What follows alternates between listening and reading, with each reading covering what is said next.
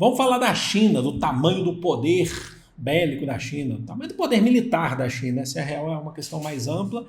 E a gente tem falado muito da China, aqui já falando sobre como que a China conseguiu fazer esse crescimento econômico lá com Deng Xiaoping, a partir dali. A gente já falou sobre essa guerra comercial, que é uma guerra entre Estados Unidos e China, que a China tem uma política de exportação e importação.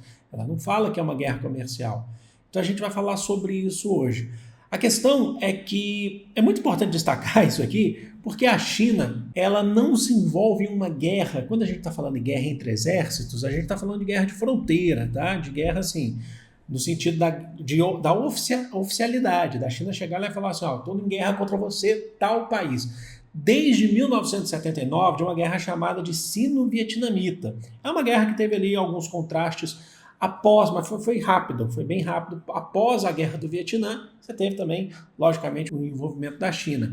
Então a gente está desde a Guerra Fria, desde assim, da década de 70, a China não entra em uma guerra específica mesmo contra algum país. E o motivo disso é porque a China focou na onde? Focou no seu crescimento econômico.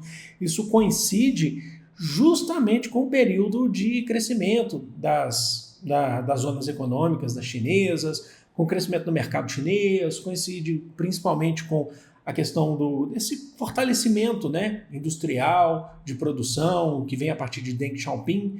Então a China ela cresceu, então ela está em outra. Logicamente que ela precisa se fortalecer militarmente, falar assim, não, a gente precisa ter... Por quê? Porque nunca se sabe como que vai ser um outro país invadindo ou tal. Ah, professor, mas tá em processo de guerra contra a Ilha Formosa, contra Taiwan.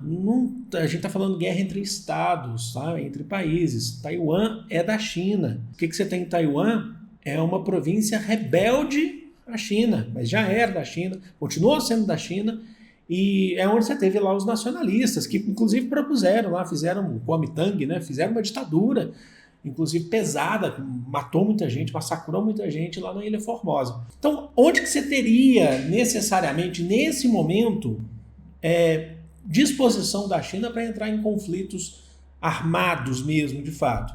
Se for em relação à Ilha Formosa, mas não é contra o povo da Ilha Formosa, não é contra o povo de Taiwan. É sim se você tiver uma intervenção externa. Então, por exemplo, os Estados Unidos manda lá tropas lá para a Ilha Formosa, aí a China fala, aí você entrou no nosso território, cadê a soberania nacional aí? Aí a China vai lá e fala assim, não, então a gente vai colocar nossas tropas aí para poder atacar os Estados Unidos ou qualquer outra nação. Vocês entenderam? O que se tem na Ilha Formosa é uma questão nacional interna, não é uma guerra contra um outro país, porque a Ilha Formosa, Taiwan, vamos falar Taiwan, é China.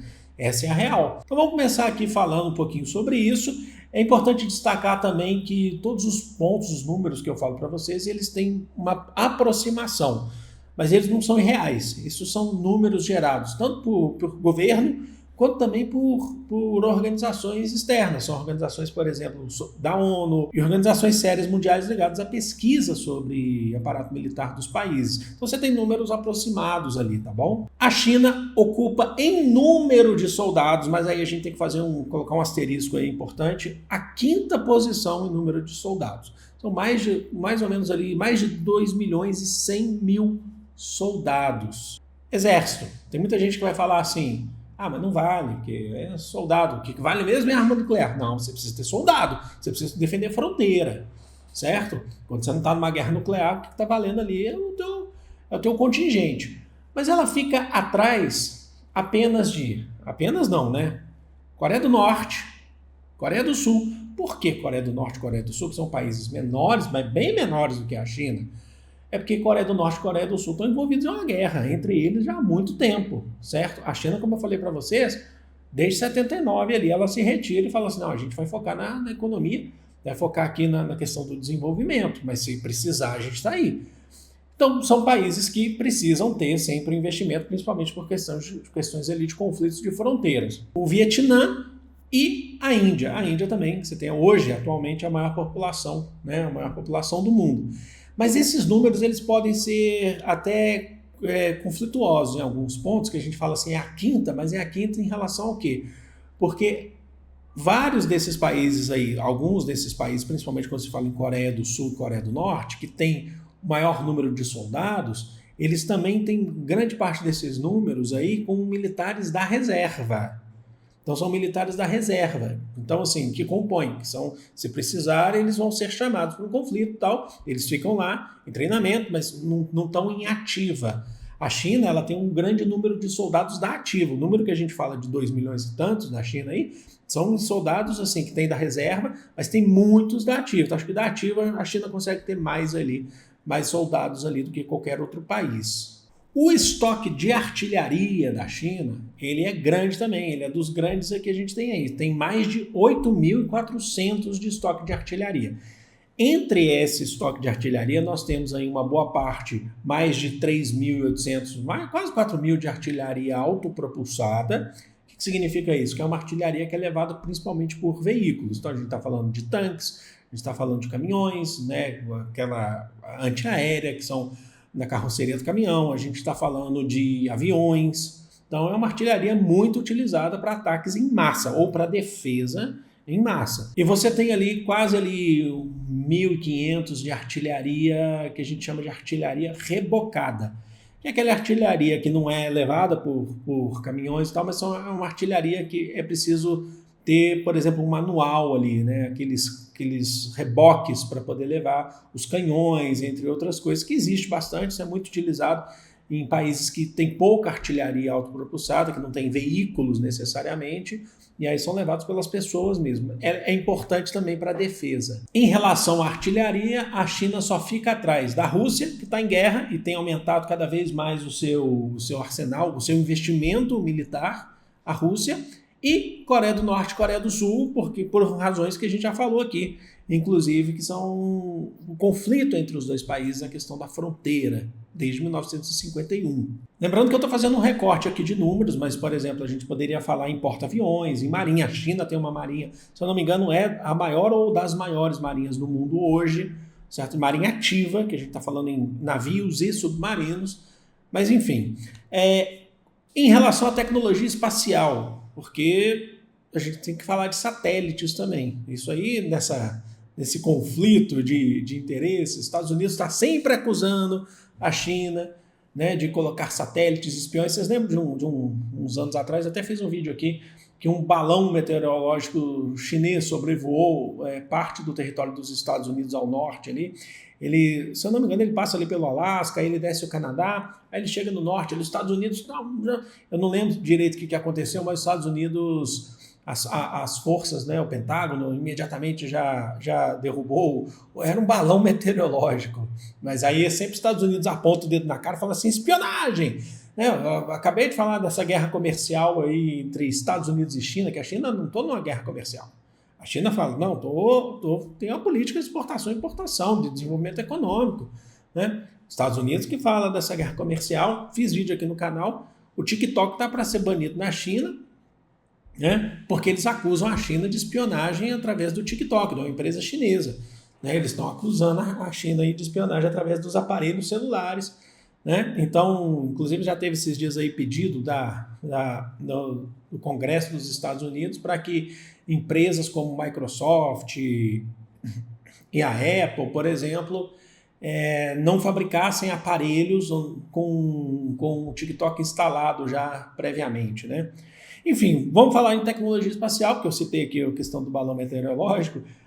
A China tem cerca de 157 satélites militares, e aí quando a gente fala de satélites militares, eles são satélites de análise mesmo, de monitoramento. Né? Ela fica atrás só dos Estados Unidos, que tem cerca de 247 satélites. O número é grande em relação aos Estados Unidos, mas também é um número significativo para a China de tecnologia espacial. E em relação às ogivas nucleares? A ogiva nuclear é o famoso argumento do não me toque. A China tem cerca de 500 ogivas nucleares. Tá? Ela assina um acordo de não proliferação de armas nucleares, certo? Então você tem um controle da produção, um controle responsável sobre isso, assinando acordos. A China tem cerca de 500 ogivas. Dessas 500, cerca de 24 são ativas. O que significa isso? Que elas estão prontas para lançamento. Então é importante ter um país nuclear aí, considera-se que é importante você ter já as ogivas ativas que já estão preparadas para qualquer tipo de lançamento em plataformas, ou seja lá o que for.